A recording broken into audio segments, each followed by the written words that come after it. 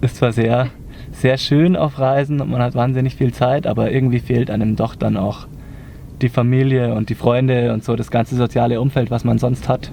Oh, we're still here, flipping coins about what's to come. It starts getting cold and we don't know any way out of here. We try to understand how it all started to go wrong, but the sea is way too deep. Yeah, it's deeper than we could ever go, honey. We have to be together. Hallo, wir sind Leonie Und Felix? und wir reisen seit 2 Monaten mit dem Bus hier, Gandalf the Magic Bus, durch Spanien, Portugal. Bus heißt Gandalf, weil er eigentlich weiß war und jetzt ist es zwar Randalf der Bunte geworden, aber passt trotzdem immer noch gut der Name. Genau. Verzaubert uns an andere Orte jeden Tag. Also Schlafzimmer und Wohnzimmer in einem. Genau. Ja, da wir nicht so viel Platz haben. Wir schlafen längs. Meine Füße gehen dann ungefähr bis hier. Da kann man dann aber noch einen Tisch hier drauflegen und eine Decke drauf und dann reicht das auch für die ganze Körperlänge zum Draufschlafen. Für die Leonie würde das Bett auch so reichen eigentlich. Genau. Und zwar ist eben sehr wichtig, dass wir nichts klappen müssen, nicht jeden Tag von der Sitzecke zum Bett umbauen müssen. Deshalb haben wir uns entschieden, eine komplette Matratze in ein richtiges Bett hier reinzubauen.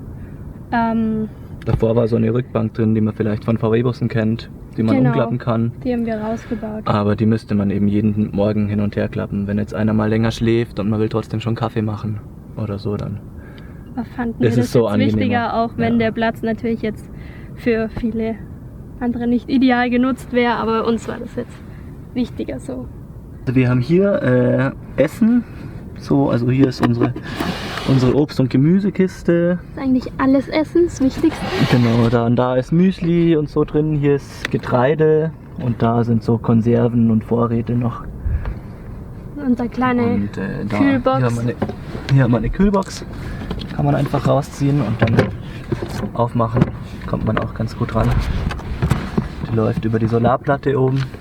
Wir hatten eben sozusagen nur ein Jahr Zeit, Genau. eigentlich dann am Ende, um das Geld zu sparen und wir wollten aber, dass wir während der Reise dann nicht arbeiten müssen. Ja, da wollten wir ganz frei sein. Genau, sondern dass wir dann wirklich frei sind und einfach machen können, was wir wollen sozusagen. Und das hat dann auch ganz gut geklappt, dadurch, dass wir uns die Miete gespart haben. Ja, Wir haben dann das, was wir sonst an 7 Monatsmiete Monate. zahlen, haben wir für die 6 Monate auf dem Campingplatz gezahlt eigentlich. Und das ist super cool, weil man einfach das Geld, was man verdient, einfach behalten kann. ja. Und nicht irgendwie ein Großteil wieder Toller weggeht. Moment. Ja. Und dadurch Ja, haben wir und dann trotzdem innerhalb- hatten wir den ganzen Luxus auf dem Campingplatz mit unserem Wohnwagen und der fantastische Sommer war natürlich toll für uns, trotz Ja. Arbeit. hat eigentlich nichts gefehlt. Man hatte ja dann auch eine Waschmaschine und Duschen. Empfehlenswert, auf jeden Fall. Hinten sind noch die Klamottenkisten und Neoprenanzüge, Sportsachen und Schuhe. Zelt, Wanderrucksäcke, Isomatten. Weil wir doch auch dann nicht immer nur im Bus schlafen wollen, sondern auch mal wandern gehen oder Genau. uns mal irgendwo ein Zelt aufstellen. Wollten wir das auch noch mit dabei haben und hat auch alles ganz gut reingepasst eigentlich. Ja. Und hier rechts und links haben wir auch noch unsere Garderobe versteckt. Für die Sachen, die einfach gut erreichbar sein sollten jeden Tag, damit Die man wir so nicht immer griffbereit von haben will. hinten Neue T-Shirts und an so unsere und Klamotten ran müssten. unten ist dann eher so warme Jacken, wenn man sie mal Genau. braucht, so Sachen, die man jetzt nicht täglich griffbereit haben muss. Ja.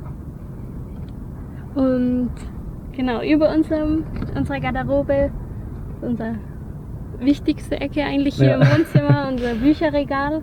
Wir haben eigentlich alles selber ausgebaut. Es war ziemlich improvisiert.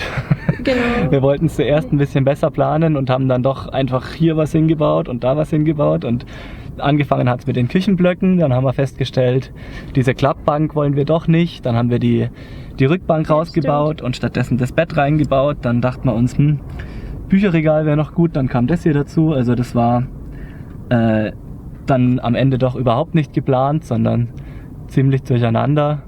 Wenn man sich es genauer anschaut, ist es, glaube ich, auch erkennbar, aber man fühlt sich trotzdem sehr wohl und das ist... Es war wichtig für uns, dass wir uns wohlfühlen und nicht, dass es jetzt perfekt ausgebauter Van ist, den wir weiterverkaufen könnten. Es ist, wenn ich sage, dass ich davor in der Zimmerei gearbeitet habe, dann stellt man sich was anderes vor. Ich soll es auch nicht meinen Kollegen zeigen, was ich hier veranstaltet habe wahrscheinlich.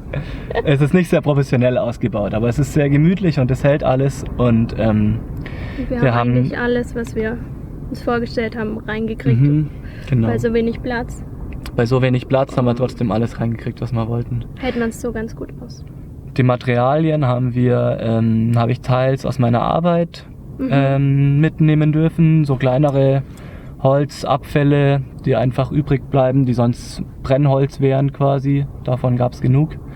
Ein Teil haben wir auch, zum Beispiel die lackierte Platte, die jetzt um das Waschbecken rum ist, die Küchenplatte sozusagen, die haben wir vom Sperrmüll, so ein paar andere Stücke auch. Ja. Also das haben wir uns alles so ein bisschen zusammengestellt. Wir haben alles so Eigentlich haben wir nichts extra gekauft. zusammengestückelt. Wir mussten eigentlich nichts davon extra kaufen. Außer das Waschbecken und die Solaranlage. Die Solaranlage war auch tatsächlich das teuerste im ganzen Ausbau. Also mit der Solaranlage hat der ganze Ausbau ungefähr 500 dann gekostet. So kann man's. Und wie gesagt, ohne Solaranlage ca. 150. Da kommt man also, wenn man möchte und viel selber macht, ziemlich gut weg und hat trotzdem alles und das ist alles gemütlich geworden. Essen ist ein sehr zentrales Thema im Leben. Für beide von uns. So kann man einfach andrehen wie zu Hause. Wir haben hier 10 Liter frisch und 10 Liter Abwasser drunter, 2 Kanister und eine Tauchpumpe, die elektronisch läuft und hinten haben wir noch ein 20 Liter Ersatzfrischwasser drin. Ja, genau. Und das reicht immer so für 3-4 Tage circa und dann muss man es wieder auffüllen. Das ist der Herd, genau. Da sind hier an der Seite so kleine Gaskartuschen drin. Wir hätten noch einen zweiten Herd, so einen Campingherd, den wir auch fürs Wandern nehmen. Den kann man dann noch dazu stellen, wenn man 2 Platten will. Auf den Tisch, der hier noch drauf kommt, wenn man möchte.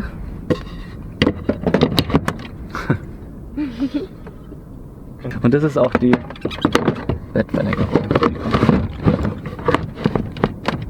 Kommt dann hier so drauf, dann kommt noch eine Decke drüber und dann kann man da ganz gut auch die Füße drauflegen. Also wir haben uns ein Budget gesetzt von 500 € im Monat pro Person. Also 1000 € für uns beide. Das klappt auch sehr gut eigentlich bis jetzt. Da ist aber dann alles mit drin. Also da ist Benzin mit drin, da ist Maut, falls mal kommt oder so. Wobei wir meistens nicht auf Autobahnen fahren, aber da ist alle Extras. Also wir leben jetzt auch nicht wahnsinnig sparsam, finde ich. Also, ja, das meiste geht aber auf Lebensmittel drauf. Wir achten halt schon darauf, dass wir gute Lebensmittel kaufen, gerade bei Tierprodukten auch Bioprodukte, wenn möglich. Ja. Und ja, dass man auch ab und zu mal essen gehen kann. Oder wir haben jetzt einen Surfkurs gemacht zum Beispiel, uns ein gebrauchtes Surfbrett gekauft. Das klappt dann eigentlich alles mit dem Geld. Ja. Ganz gut. Stimmt. Ja. Also man muss schon ein bisschen drauf achten, aber man muss jetzt nicht knausern. Das war uns auch wichtig, dass es zwar eine Zeit lang reicht, aber man sich trotzdem gut gehen lassen kann. Wenn es ums Geld geht, lassen wir keine Ausreden gelten, weil das ist wirklich, man braucht viel weniger Geld, als wenn man daheim bleibt. Ja. Und für alle, die kein Startkapital haben und sagen, naja, es fehlt ja schon am Bus, können wir echt nur empfehlen, dass man sich das Geld leiht und dann den Sommer über daheim noch weiterhin die Arbeit macht, die man macht. Vielleicht in ein WG-Zimmer oder auf dem Campingplatz zieht. Sich die Miete spart. Ja, wo man sparen kann. Sich die Miete spart über den Sommer und dann hat man eigentlich nach einem Sommer so viel Geld gespart, dass man das Startkapital eben schon hat. Ja. Ist auf jeden Fall möglich. Das Badezimmer ist auch hier zum einen. Zum Zähneputzen, Gesicht waschen und so weiter reicht es. Die Duschkabine ist gerade noch zugeklappt, die wäre in diese Richtung. Da muss man dann die beiden Hecktüren aufklappen, hinten den Duschvorhang aufspannen und wir haben so eine Solarpumpdusche, wo man Druck reinpumpen kann und sich dann eigentlich auch ganz gut duschen. Ja, das klappt. Wie man es so gewohnt ist. Klappt sogar echt. Als Mädchen mit langen Haaren ist das Klappt's besser als gedacht. Gell? Wir haben keine Heizung mitgenommen, weil wir dachten, es wird uns warm genug sein. Wir sind jetzt beide nicht wahnsinnig verfroren und das geht auch tatsächlich ohne Heizung. Allerdings ist es schwierig, ohne Heizung seine Kleidung trocken zu bringen, wenn sie dann einmal nass ist. Ich war zum Beispiel einmal im strömenden Regen joggen. Also obwohl es verboten ist. Wir möchten halt trotzdem sehr viel Sport machen. Dafür möchten wir die Zeit auch nutzen, die wir jetzt haben. Und wir wollen dann nicht, wenn es regnet, den ganzen Tag im Bus sitzen. Gerade weil wir auch nicht viel Platz hier drin haben. Und dann ist die Kleidung einfach nass. Und die wird dann halt, wenn es ein paar Tage lang regnet, auch leider nicht mehr trocken. Das war eigentlich die schlimmste Woche, die wir bisher hatten, wo es einfach 4 Tage durchgeregnet hatten und wir keine Möglichkeit hatten, es zu trocknen. Das wäre vielleicht mit einer Heizung dann einfacher, dass man sagt, da kriegt man die Sachen wieder trocken, aber auch in so einem kleinen Raum, es ist dann einfach alles feucht und auch wenn man lüftet, die Luft, die von draußen reinkommt, abgesehen vom Regen, ist ja auch wieder nass. Und was noch also mich stört, die fehlende Stehhöhe. Also das würde ich bei dem nächsten Camper auf jeden Fall haben wollen. Einfach zum Kochen, sobald man sich eine Weile hier drin aufhält, ist es einfach etwas unangenehm. Also da würde ich nächstes Mal drauf achten, aber für den ersten Fuß ist es okay. Ja, wir haben eine Dachterrasse, die wollten wir draufbauen. Das war dann ein bisschen knifflig, weil wir gleichzeitig die Solaranlage ja nicht beschatten wollten. Jetzt kam noch ein Surfbrett oben drauf auf der Reise. Aber es klappt ganz gut. Wir haben jetzt einen Klappmechanismus gebaut. Wir können also einfach die Dachterrasse aufklappen. Dann haben wir oben die ganze Dachfläche circa 1,40 mal 2 Meter, also wie ein großes Bett. Größer ist das Bett hier unten. Genau. Da kann man drauf schlafen, das ist super. Man kann den Sternenhimmel anschauen. Man fühlt sich sicher, weil man einfach weiter oben schlafen kann und ist trotzdem draußen. Es ist angenehmer, als direkt auf dem Boden zu liegen. Ja. Und man ist trotzdem im Freien. Und es ist auch super, man kann sich auch raufsetzen zum Sonnenuntergang zum Beispiel. Oder einfach, wenn man die Aussicht genießen will. Und man hat immer so einen kleinen Platz, ohne dass man sich jetzt ausbreiten muss. Ohne dass man jetzt einen Tisch rausstellen muss, dass es gleich wieder so sehr nach Camping irgendwie dann aussieht. Man kann sich halt draufsetzen und hat so eine kleine Terrasse noch dabei.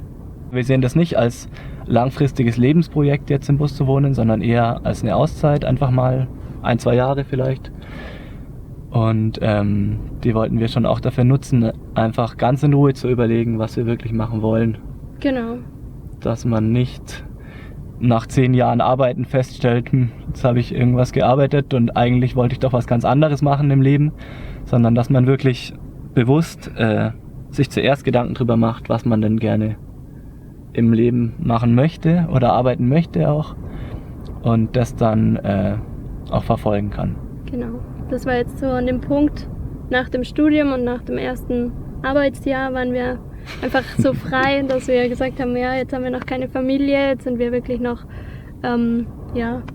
komplett frei, haben ein bisschen was gespart und dachten, das wäre jetzt der richtige Zeitpunkt, um das mal zu testen und kann man ja immer wieder machen, aber wenn man es nicht anfängt oder nicht einmal ausprobiert, so zu leben, dann hält man es sich vielleicht nach 30 Jahren vor, dass man es nie getestet hat.